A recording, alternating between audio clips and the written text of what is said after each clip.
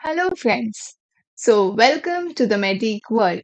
Today, we will learn DDH or CDH, which stands for Developmental Dysplasia of Hip or Congenital Dislocation of Hip. Let's start our discussion with epidemiology.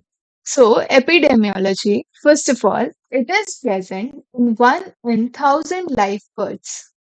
It is more common in females and most more commonly it is unilateral, which is of left side, and after that it is bilateral, and the least common is the unilateral of right side. Now it is more common in Caucasian population than Asians. Why? Because Asians carry their babies this way. In this way, you have seen that there are abduction of both the legs, means thighs from hip. So it is less common in Asians. Why? Because due to the way they carry their babies during infancy. Okay. Now pathogenesis. Due to the delay in ossification of capital femoral epiphysis leads to small-sized head of femur and shallow acetabulum, which leads to shortening of the affected side and increased thigh and gluteal force. Pathogenesis is clear. There is delay in the ossification of capital femoral epiphysis. This leads to the following problems. First is small sized head of femur. Second is shallow acetabulum, due to which there is shortening of the affected side and increased thigh and gluteal folds. Let's see for clinical diagnosis how we will diagnose this case. There are few tests for DDH. First is Barlow's, second is ortolani, third is telescopic test, and the last one is Galeazzi sign or Annie's test. Let's see it one by one. This is Barlow test. Okay. In Barlow test, we do adduction. Okay. And here we dislocate the hip joint manually. Okay. And this is the ortolani test, where we do abduction, where it we relocates our hip joint. Okay, we relocate the head of femur in the acetabulum. We will learn it by a mnemonic called BAD. Barlow is adduction and the opposite is ortolani. And the third test is Galeazzi sign or Ali's test. Here we ask the child to fold their knees, and normally the height of both the knees are equal, but in PDH, the height of the affected side is slightly at lower position. Okay, this is higher, this is lower. Okay, now let's see the gaits. In CDH, unilateral CDH, the gait is Trendelenburg gait, and in bilateral CDH, the gait is sailor's gait or duck waddling gait. Okay, now investigations. We have done the clinical diagnosis, but if we want to test the case, means in our evidence-based medicine, we have to confirm it. So for screening, we have to do the ultrasound. In less than 6 months of age, we do the ultrasound of the hip joint.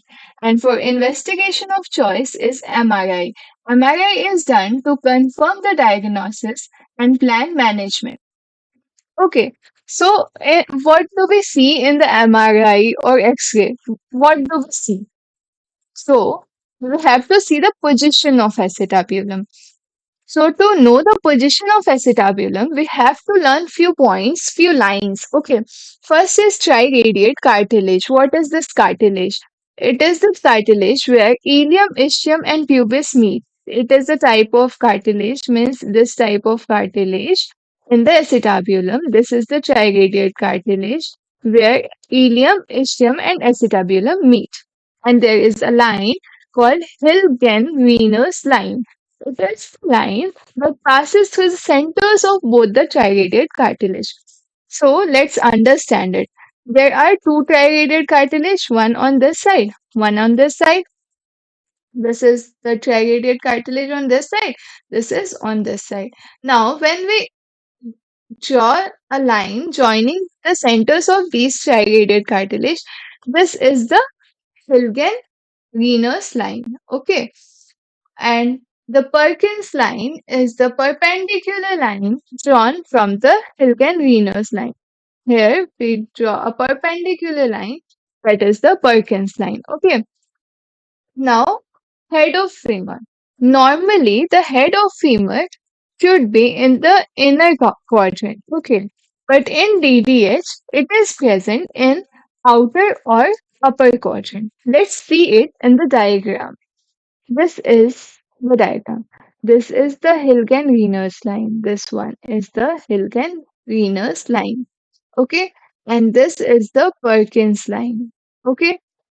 So normally head of femur is present here, and in CDH or DDH, the head of femur is present here. Okay, we have understood this.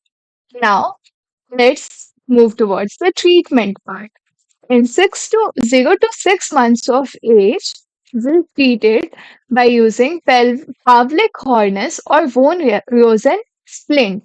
Okay, in 6 to 18 months of age, we do reduction, or either open or closed reduction. This approach known as Smith-Peterson approach. In 18 to 36 months, we do femoral osteotomy. In more than 3 years of age, we do VTRO plus pelvic osteotomy, Salter or Pemberton one. VDRO is varus derotation osteotomy. In more than 10 years of age child, we do total hip replacement after skeletal maturity. Okay, when we do forceful reduction or excessive abduction, there is avascular necrosis of the head of femur or neck of femur. Okay, so it is a complication. We have to learn it. Okay, thank you so much. If you have any doubt or queries, you can contact me on the email address displayed. If you want the PDF of this class, please contact me on the email address. Okay, thank you so much.